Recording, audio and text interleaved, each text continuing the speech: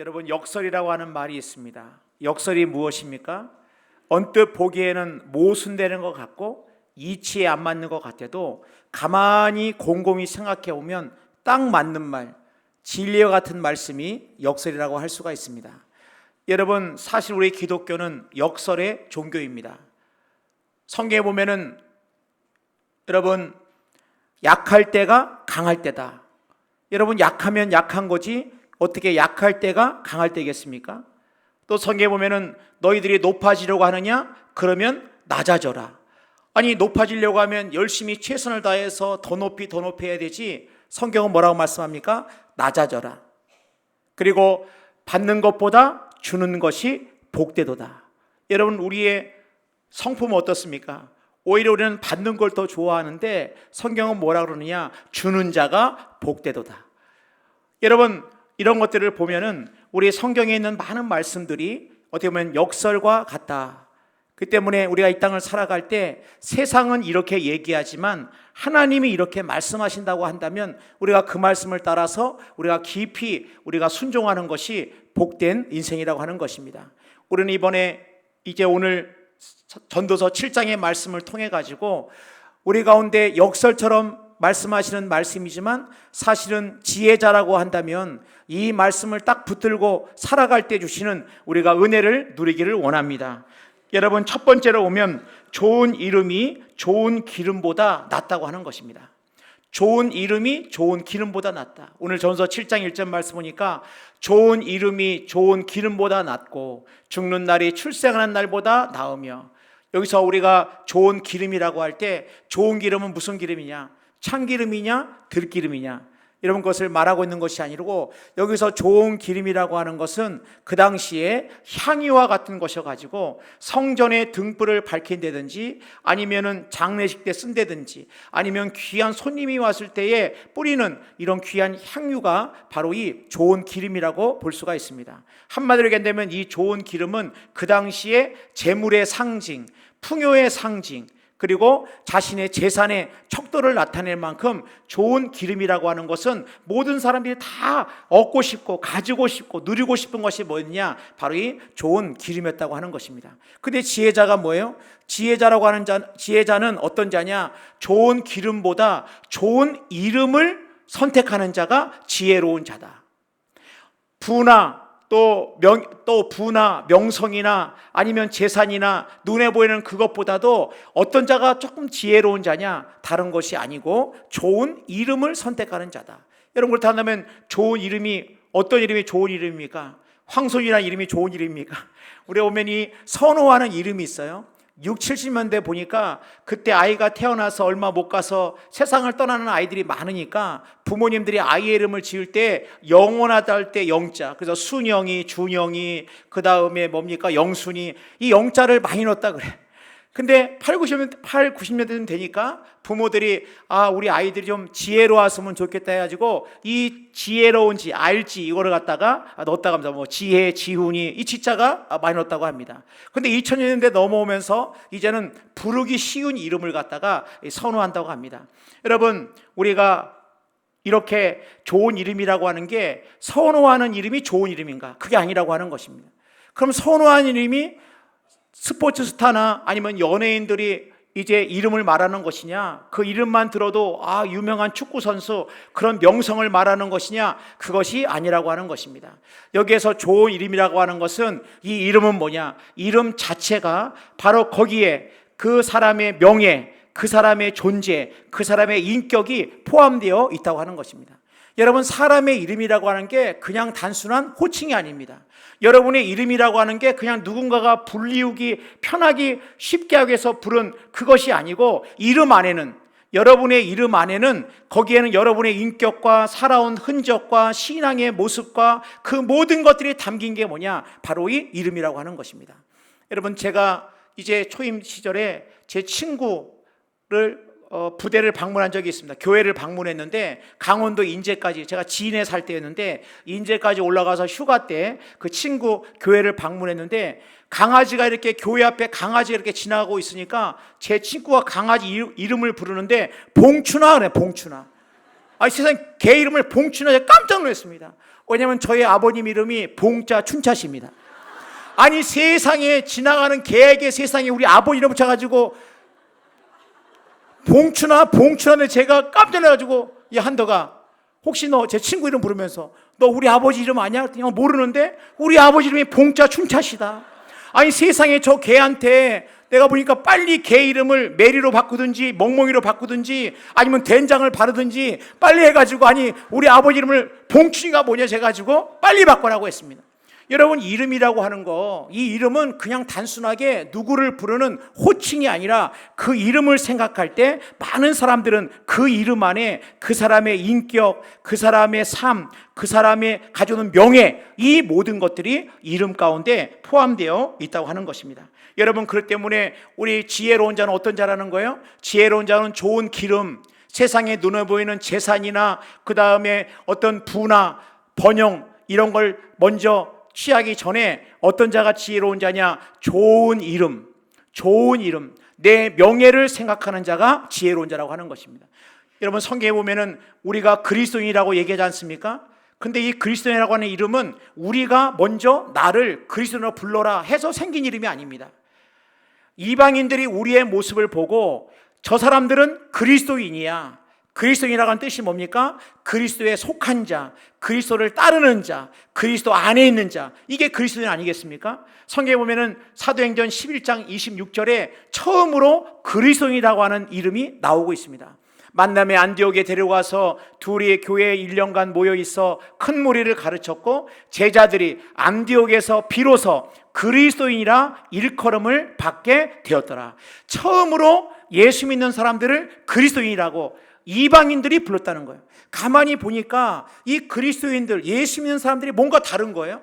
그리스도처럼 말하고 그리스도처럼 행동하고 가난한 자들을 돕고 병든 자를 치유하고 서로 사랑하고 자신들의 물건을 서로 통용하고 아름다운 사랑의 교제를 나누고 가만히 저들을 보니까 저들은 그리스도, 예수, 그리스도를 따르는 사람들이다 라고 세상의 사람들이 그리스도인이라고 그 명예로운 이름을 붙여주었다고 하는 것입니다. 여러분 그 때문에 우리가 이 땅을 살아갈 때 우리가 기억해야 될 것은 뭐냐? 우리의 삶 가운데 이 그리스도인이다, 내가 그리스도인이라고 하는 이 이름을 우리가 소중히 여기는 모습이 우리 가운데 필요하다고 하는 것입니다. 그 때문에 베드로전서 4장 11절 말씀 보면은 만일 누가 말하려면 하나님의 말씀을 하는 것 같이 하고 누가 봉사하려면 하나님이 공급하시는 힘으로 하는 것 같이 하라. 이 말이 뭡니까? 내가 말을 하려고 한다면 이 말은 하나님이 하시는 것처럼 말하고, 내가 어떤 말을 할 때 우리의 가정에서 우리의 자녀들에게 또 우리가 일상의 만남 속에서 내가 하는 말이 사람들이 할 때 저거는 하나님이 말씀하시는 것처럼 그렇게 그런 귀한 말들을 하고, 또 어떤 일을 봉사하려고 한다면 하나님이 힘주시는 것처럼 봉사하고, 이런 것들을 통해 가지고 사람들이 우리를 뭐라고 판단하는 겁니까? 저분은 예수 믿는 사람이야.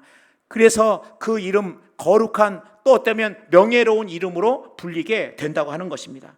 여러분 그렇기 때문에 우리의 삶 가운데 명예라고 하는 거, 어떤 재물보다도 명예를 선택하는 것이 오늘 솔로몬 이 지혜자는 말씀하고 있다고 하는 것입니다. 저는 군대에 오래 있었기 때문에 우리 군인들에게 있어서 제일 중요한 거는 명예입니다. 누가 명예가 중요하지 않은 사람이 있겠습니까는 군인에게는 명예가 중요합니다. 우리 민간인들 분들은 뭐라고 말씀하냐면 그 사람의 계급이 뭐냐, 우리는 다 그 사람의 현재 계급이 뭐지, 그 사람이 소령이냐 중령이냐 준장이냐 소장이냐, 사람들은 계급을 궁금할지 몰라도 군인들은 제일 소중하게 여기는 것은 계급이 아니라 맨 먼저 명예라고 하는 것입니다. 그런지 몰라도 우리가 이 땅을 살아갈 때 우리의 삶 가운데 우리가 명예를 소중히 여기는 그런 우리의 모습이 되어야 할 것인데, 스위스 루체른에 가면은 이 빈자의 사자상이라고 하는 큰 상이 있습니다. 이거는 큰 바위를 갖다가 안에를 깎아가지고 사자상을 만들었는데 거기에는 화살을 맞아서 죽어가는 사자의 모습이 그려져 있습니다. 이 사자상이 어떤 것을 기념하기 위해서 그렇게 만들어졌느냐, 다른 것이 아니라 1792년에 루이 16세 당시에 시민 프랑스 혁명이 일어나는데 그 당시에 이 루이 16세와 이 왕실을 지키던 근위병들이 어디 출신이냐? 스위스 용병 출신이었습니다. 그러니까 스위스에서 계약을 해가지고 이 용병들이 와가지고 프랑스 왕실과 왕을 지켰는데, 이 혁명에 의해 가지고 이제 어려워졌을 때 760명의 이 스위스 용사들이 이 어려운 상황에서 도망가지 않고 끝까지 목숨을 바치면서 760명이 전사하면서 이 자신들의 맡겨진 그 일을 위해 가지고 끝까지 그 일을 책임을 집니다. 그런데 이 스위스 용병들의 그들의 신조가 뭐였느냐? 우리는 계약한 자를 끝까지 목숨을 걸고라도 반드시 지킨다. 우리는 계약을 소중히 여긴다. 우리는 왕을 지키기로 우리는 계약을 했기 때문에 우리는 목숨을 걸고 왕을 지킨다. 그래가지고 이 스위스 용병들이 그렇게 혁명에 의해 가지고 죽임을 당하는 순간에도 물러나지 않았던 것은, 우리가 여기에서 도망치면, 우리가 여기에서 나 살겠다고 도망치면 앞으로 우리 가난했던 그 스위스, 또 앞으로도 많은 나라에서 또 돈을 벌어야 될 우리의 후손들이 우리 때문에 우리의 명예가 떨어지게 되면 그들은 그렇게 되지 않는다 해가지고 그들이 끝까지 760명이 전사하기까지 그 왕과 왕실을 지킨 것을 기념하기 위해서 바로 이 사자상을 만들었다고 하는 것입니다. 여러분, 그래서 그런지 스위스라고 하면은 시계나 또 그다음에 금융이 많이 발달되지 않습니까? 부자들이 가장 안전한 나라, 돈을 맡겨도 될 만한 나라, 어느 나라입니까? 어떻게 하셨습니까, 그거를? 여러분, 왜 스위스냐? 바로 그러한 그들의 명예를 소중히 여기는 그 어떤 것보다도 명예를 소중히 여기는 그들의 그 명예가, 그 전통이 많은 사람들로 하여금 스위스는 믿을만하다. 그 자신의 자기 나라에는 금고에 안 맡겨도 돈 많은 부자들이 스위스에다 맡기기도 하고, 또 로마 카톨릭의 근위병들, 세계에 있는 근위병들의 그 용병들이 어디 출신이냐? 바로 이 스위스 출신이라고 하는 것입니다. 여러분, 그 때문에 우리가 이 땅을 살아갈 때 잠언 22장 1절입니다. 많은 재물보다 명예를 택할 것이요 은이나 금보다 은총을 더욱 택할 것이니라. 그러므로 어떤 자가 지혜로운 자라합니까? 내 이름의 명예를 소중히 여기고 그 어떤 것보다도 이 이름을 소중히 여기는 자가 바로 지혜로운 자라고 말씀하고 있다고 하는 것입니다. 여러분, 두 번째로 오면은 초상집에 가는 것이 잔치집에 가는 것보다 낫다라고 말씀하고 있습니다. 7장 2절입니다. 초상집에 가는 것이 잔치집에 가는 것보다 나으니 모든 사람의 끝이 이와 같이 됨이라. 산 자는 이것을 그의 마음에 둘지어다. 오늘까지 우리가 알다시피 여러분, 초상집이 있고 잔치집이 있습니다. 잔치집은 뭐예요? 우리가 말 그대로 잔치 얼마나 흥겹습니까? 거기에는 음식도 있고 웃음도 있고 그게 잔치집인데, 놀랍게도 지혜자는 뭐냐? 지혜자는 잔치집에 마음이 있는 것이 아니라 초상집에 마음을 있는 자가 지혜로운 자다. 그래서 전서 7장 4절 말씀 보면은 지혜자의 마음은 초상집에 있으되 우매한 자의 마음은 혼인집에 있느니라. 이 말이 뭡니까? 그러면 우리가 기뻐하지도 말고 그 다음에 흥겨워 살지도 말고 우울하게 살라는 얘기냐? 초상집과 같은 그런 마음으로 살라는 얘기냐? 그런 말이 아니고, 여러분, 초상집에 마음을 둔다. 이게 무슨 의미입니까? 바로 이 초상집은 어떤 일이 벌어지고 있습니까? 그것은 이제 이별이 있는 곳입니다. 이 땅에서의 이별이 있는 곳이고 죽음이 있는 곳이고 정말 이별의 슬픔이 있는 곳이 바로 뭐냐? 이 초상집입니다. 그럴 때 이 초상집이라고 하는 의미는 끝이 있다는 거예요. 우리의 인생 가운데는 끝이 있다고 하는 것입니다. 전서 7장 2절입니다. 우리 한번 같이 읽겠습니다. 같이 시작.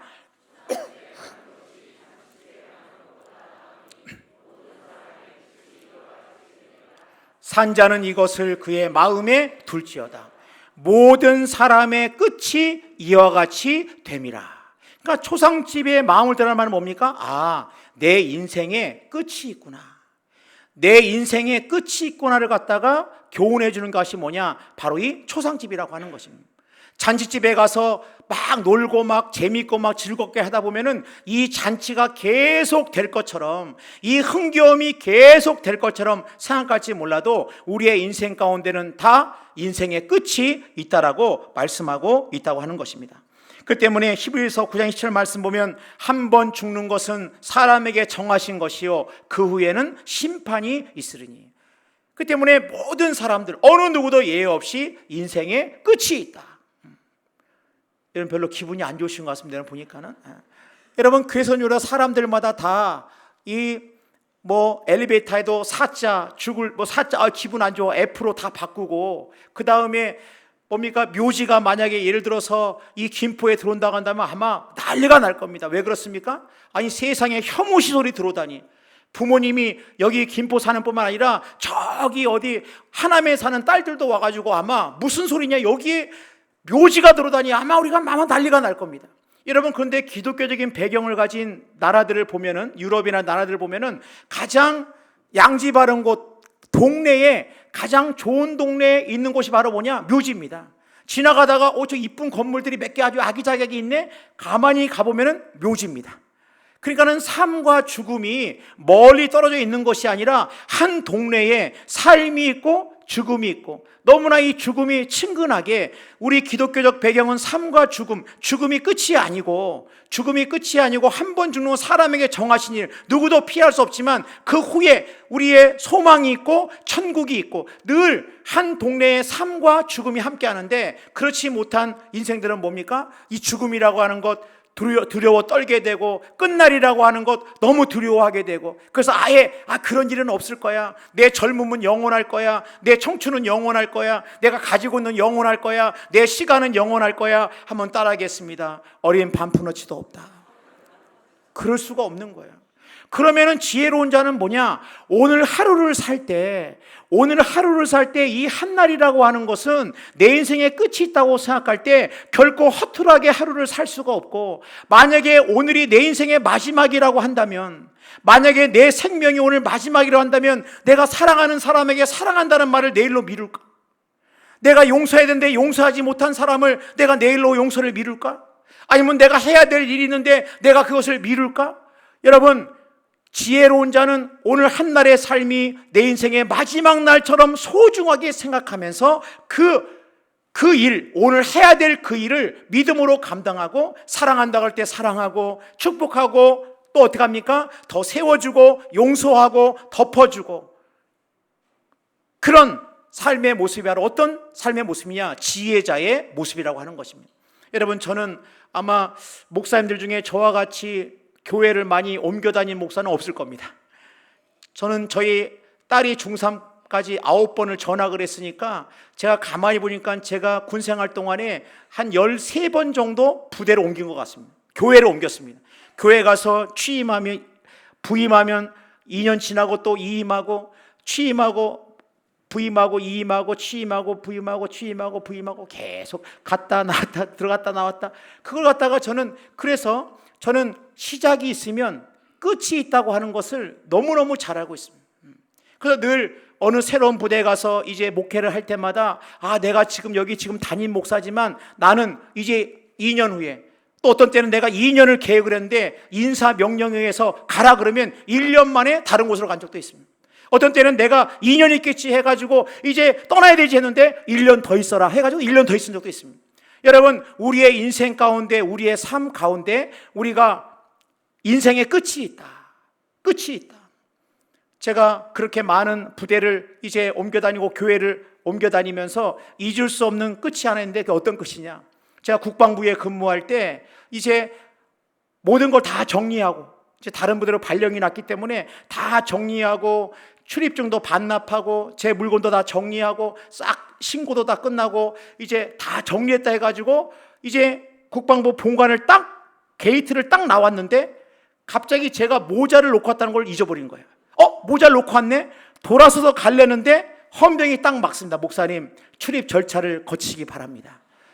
아니, 그 헌병을 제가 모르는 것도 아니에요? 다 알고 지금 나온 것도 알고 제가 누군지도 다 알지만 이제 나오는 순간에 이미 신분증이, 출입증이 삭제가 되었고, 그 때문에 다시 다 이름 쓰고 그 다음에 뭐 군번 적고 뭐 적고 다 절차를 거쳐가지고 다시 올라갔다가 모자 갖고 내려온 적이 있어요. 여러분, 우리의 인생 가운데 우리의 인생의 끝이 있다는 거예요. 우리의 인생의 끝이 있다는 걸 아는 자가 지혜자라고 하는 것입니다. 끝이기 때문에 오늘 한날의 삶 가운데 사랑하고 축복하고 이해하고 덮어주고 용서하고, 그리고 나와 함께하는 사람, 나와 같이 더불어 믿음의 길을 걸어가는 한 사람 한 사람을 소중히 여기는 자가 어떤 자냐? 지혜자의 삶이라고 하는 것입니다. 그 때문에 어리석은 자는 천년만년 살 것처럼 생각하는 것입니다. 나에게 무한한 시간이 있다고 생각하는 것입니다. 여러분, 그렇지 않습니다. 지혜로운 자는 하나님의 말씀을 따라서 하나님이 기뻐하시는 그 일, 내가 할 수만 있다고 한다면 하나님께서 나에게 주신 시간과 물질과 열정과 에너지와 이 모든 것들을 통해 가지고 기쁘게 이 한날 동안에 믿음으로 사는 자가 바로 지혜자인 걸 깨달으면서 우리의 삶 가운데 오늘 한날이 하나님 내 인생에 더할 나위 없는 너무나 귀하고 복된 날을 감사하고, 나와 함께하는 이들이 얼마나 소중하고 얼마나 귀하다는 것을 다시 한번 기억하고, 용서할 자를 용서하고 사랑할 자를 더 사랑하고, 이해할 수 있을 때 더 많이 이해하고 안아줄 수 있을 때 더 많이 안아주고, 그런 복되고 축복의 인생이 되기를 주님의 이름으로 축원합니다. 우리 한번 옆 사람 축복하겠습니다. 사랑합니다. 네. 우리 일단 얼굴을 좀 보고 하시겠습니다. 얼굴을 보고. 네. 다시 한번 축복합니다. 축복합니다. 사랑합니다. 축복합니다. 여러분 인생 가운데 오늘 한날 가운데 이 아름다운 지혜자의 삶이 있기를 축복하며 우리 같이 찬양하겠습니다.